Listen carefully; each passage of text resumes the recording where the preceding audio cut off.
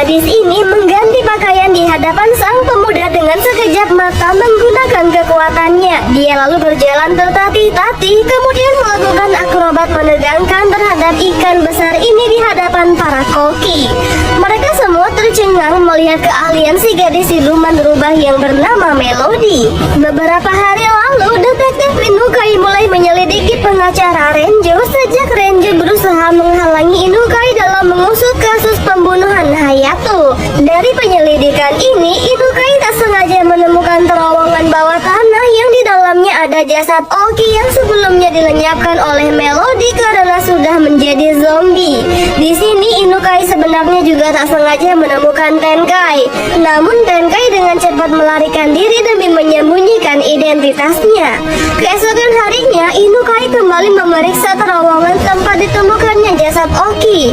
Di tengah pemeriksaan ini, Inukai menemukan sebuah benda mencurigakan yang sebenarnya adalah benda milik Melody yang terjatuh. Inukai lalu menyerahkan benda ini kepada Suzuki bawahannya untuk dilakukan pemeriksaan lebih lanjut.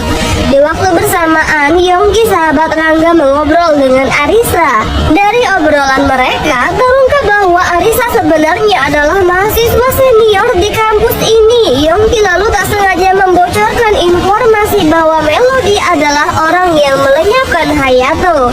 Namun Arisa tidak terkejut karena dia sudah mengetahui identitas Melody sebagai yokai yang selama ini kerap digambarkan sebagai monster pembunuh manusia.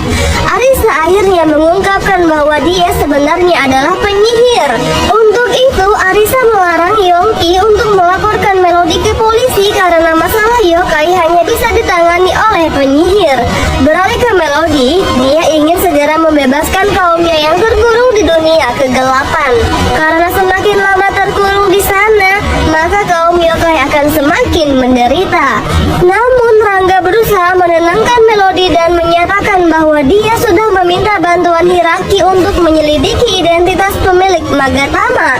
Demi meredakan ketegangan Melody, Rangga menyarankan Melody untuk beristirahat sejenak dari misinya untuk membebaskan bangsa yokai. Rangga akhirnya mengajak Melody datang ke pesta ulang tahun ayahnya yang sebentar lagi akan digelar. Beberapa waktu kemudian, Rangga dan Melody akhirnya tiba di pesta ulang tahun Inukai ayahnya Rangga.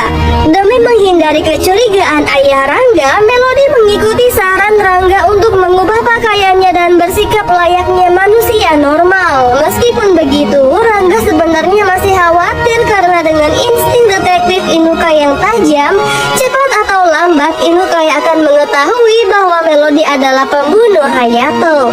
Mau tahu kelanjutannya? Kuis saksikan next vlog.